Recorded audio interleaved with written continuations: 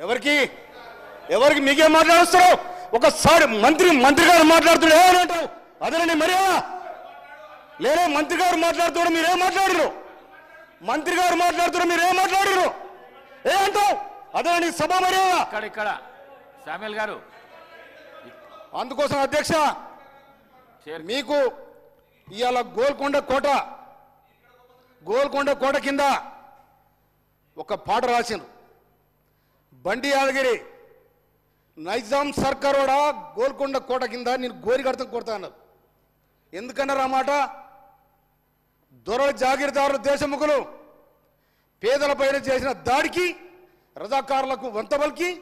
ఇవాళ సర్వనాశనం చేశారు పేదరికాన్ని అందుకోసమనే ఆ గోల్కొండ కోటను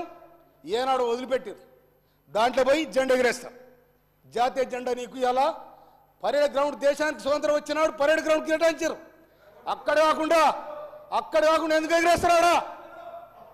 అందుకోసమనే నీ రాజరిక పాలన సాగది అందుకోసం నీ రాజరిక పాలన ఇవాళ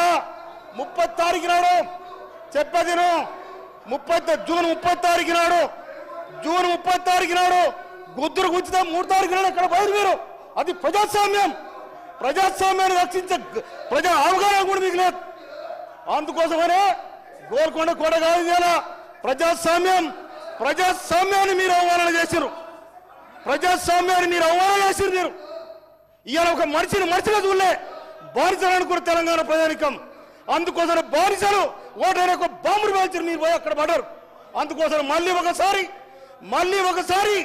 మీరు అవమానపరిచే విధంగా ఇక్కడ మంత్రులు కానీ వ్యవస్థను కానీ మీరు ఆ విధంగా మాట్లాడితే చరిత్ర క్షమించదని కూడా హెచ్చరిస్తాను నేను శ్రీహరి గారు